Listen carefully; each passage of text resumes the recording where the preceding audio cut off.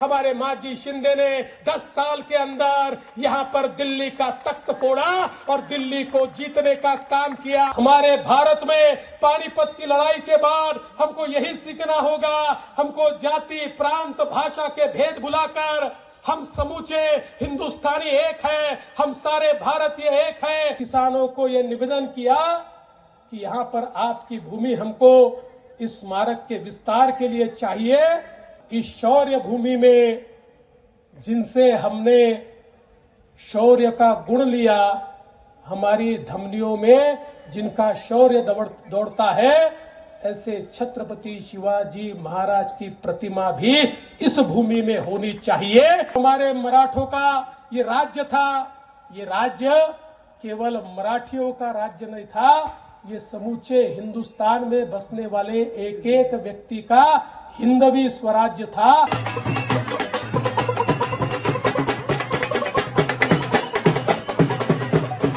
महाराष्ट्र के मुख्यमंत्री देवेंद्र फडणवीस पहुंचे कालाआम। शौर्य दिवस समारोह पर बतौर मुख्य अतिथि पहुंचे सीएम। केंद्रीय खेल राज्य में रक्षा निखिल खड़से, महाराष्ट्र सरकार में मंत्री जय कुमार रावल भी रहे मौजूद। पहली बार महाराष्ट्र और हरियाणा के वाद्य यंत्रों के साथ अतिथियों का स्वागत किया गया। 264वें शौर्य दिवस पर शोभा यात्रा भी निकाली गई। यह अग्रखेड़ी गांव के चौराहे से शुरू होकर कालाआम तक पहुंची। इसमें छत्रपति महाराज, सदाशिव भाऊ और पेशवा समेत अन्य कई लोगों की झांकियां भी शामिल की गई। समारोह में रोड मराठा, दिल्ली और महाराष्ट्र से करीब 5000 लोग शामिल हुए। कालाआम में आयोजित समारोह के अध्यक्ष महाराष्ट्र के मुख्यमंत्री देवेंद्र फडणवीस, केंद्रीय आयुष एवं स्वास्थ्य परिवार कल्याण राज्य मंत्री प्रताप राव जाधव अति विशिष्ट अतिथि के रूप में शामिल हुए। शौर्य दिवस के उपलक्ष्य में महाराष्ट्र के मुख्यमंत्री देवेंद्र फडणवीस व हरियाणा के कृषि मंत्री श्याम सिंह राणा पानीपत स्थित युद्ध स्मारक कालाआम में पहुंचे। महाराष्ट्र की सरकार भी आपके साथ में इस कार्यक्रम का आयोजन करेगी और यहाँ पर जिस जमीन का अधिग्रहण करना है, और मुझे बताया, मैं उन किसानों का भी आभार व्यक्त करता हूँ कि हमारे प्रदीप जी ने और हम उनके साथियों ने किसानों को यह निवेदन किया कि यहाँ पर आपकी भूमि हमको इस स्मारक के विस्तार के लिए चाहिए। उन किसानों ने उसको हामी भरी, लेकिन उसके पैसे नहीं आ पाए। अब इसका अधिग्रहण महाराष्ट्र की सरकार पैसे देकर करेगी और हम लोग इस भूमि को लेंगे। और साथ साथ यहाँ पर इस शौर्य भूमि में जिनसे हमने शौर्य का गुण लिया, हमारी धमनियों में जिनका शौर्य दौड़ता है, ऐसे छत्रपति शिवाजी महाराज की प्रतिमा भी इस भूमि में होनी चाहिए। इसके लिए भी हम महाराष्ट्र सरकार की ओर से पूर्ण रूप से उसके लिए जो भी करना पड़े वो करेंगे। और मैं आपको ये भी आश्वस्त करना चाहता हूं, अगले शौर्य दिवस पर हम हरियाणा के आदरणीय मुख्यमंत्री जी को आपकी ओर से निमंत्रण देंगे और उन्हें ये निवेदन करेंगे कि सैनी जी भी यहाँ पर उपस्थित रहे। और मुझे विश्वास है कि हम उनको जब निवेदन करेंगे तो अगले कार्यक्रम में वो भी यहाँ पर उपस्थित होंगे, क्योंकि जो हमारा हिंदवी स्वराज्य था, जो हमारे मराठों का ये राज्य था, ये राज्य केवल मराठियों का राज्य नहीं था, ये समूचे हिंदुस्तान में बसने वाले एक एक व्यक्ति का हिंदवी स्वराज्य था। इसीलिए जो हिंदवी स्वराज्य को मानते हैं, जो छत्रपति शिवाजी महाराज को मानते हैं, ऐसा हर व्यक्ति यहाँ पर आने के लिए लालयित ही होगा। इसलिए मैं आपको आश्वस्त करता हूँ कि निश्चित रूप से हम यहाँ पर उनको निमंत्रित करेंगे। और आज आपका बहुत बहुत आभार व्यक्त करता हूँ। की भूमि है, इसीलिए इस भूमि की माटी हमारे लिए पावन है। अरे लोग कहते हैं इस युद्ध में हम हारे, ये युद्ध नहीं था, ये केवल एक मुहिम थी, हम युद्ध नहीं हारे। ऐसा कहते हैं कि there is a war and there is a battle, आप बैटल हारते हो तो हार नहीं होती है, वॉर हारते हो तो हार होती है। हम युद्ध नहीं हारे, एक मुहिम हारे। मराठे थे, उनकी ताकत थी, फिर वापस खड़े हुए। हमारे माजी शिंदे ने 10 साल के अंदर यहां पर दिल्ली का तख्त फोड़ा और दिल्ली को जीतने का काम किया। और साथ साथ जिन्होंने हमारे इन वीरों को मारा था, उनके ऊपर हमला करके उनको भी तहस नहस करने का काम हमारे मराठों ने किया।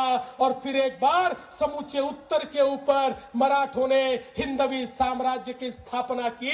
ये मराठों की ताकत थी, इसलिए मराठे युद्ध नहीं हारे। वो मुहिम जरूर हारे, लेकिन उसके बाद युद्ध में अगर विजय किसी की हुई तो मराठों की विजय हुई। ये युद्ध हिंदवी साम्राज्य ने ही जीता और हिंदवी साम्राज्य को वापस प्रस्थापित करने का काम हमारे मराठों ने यहां पर किया। इसीलिए ये जो युद्ध भूमि है, ये हम सबके लिए पावन भूमि है। इस भूमि ने एक संदेश हमको दिया। उस समय हमारे मराठों को मदद करने के लिए देश के अन्य राजा भी आ जाते तो शायद अब्दाली यहां से पराजित होकर चला जाता। वैसे तो अब्दाली भले ही उस मुहिम को जीता हो, लेकिन मन से इतना पराजित हुआ कि वापस मुड़कर भारत की ओर नहीं आ पाया। यहां पर कभी उसने कदम नहीं रखा और उसके बाद भी कदम रखने की हिम्मत किसी ने नहीं की। लेकिन मैं ऐसा मानता हूं कि उस समय भी अगर हम एक होते तो सेफ होते। हम एक नहीं थे, इसलिए सेफ नहीं रहे और हमारे ऊपर इस प्रकार से अलग अलग लोगों ने राज किया, क्योंकि हम खंडित थे।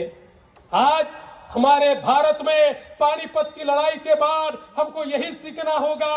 हमको जाति, प्रांत, भाषा के भेद भुलाकर हम समूचे हिंदुस्तानी एक हैं, हम सारे भारतीय एक हैं। इस प्रकार की भूमिका को रखते हुए देश का दुश्मन कौन है, इसको समझते हुए अगर हम सब लोग एक साथ आगे बढ़ेंगे तो हमारे प्रधानमंत्री माननीय नरेंद्र मोदी जी ने जो विकसित भारत का नारा दिया है, जो स्वप्न देखा है, उस स्वप्न को हम एक कर पाएंगे, उस स्वप्न को हम पूर्ण कर पाएंगे।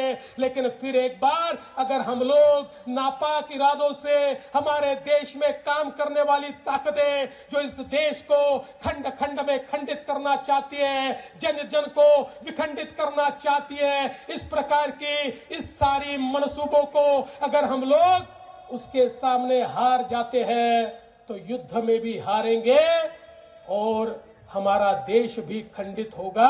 अरे हमने तो सपना देखा है उस अखंड भारत का, जिस भारत में हम लोगों ने पाकिस्तान को भी देखा है और पाक ऑक्युपाइड कश्मीर को भी देखा है।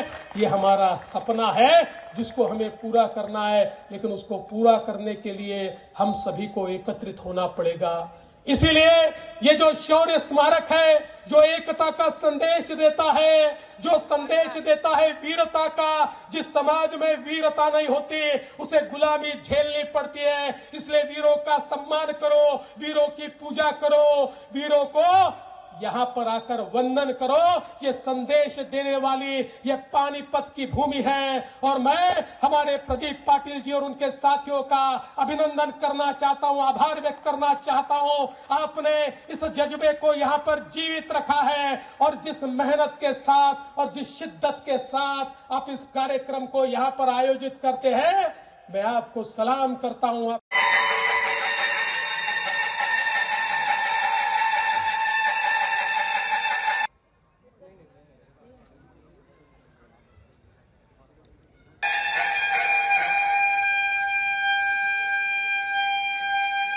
नितिन जी दांडे, शिक्षा क्षेत्र में आपका बड़ा नाम है।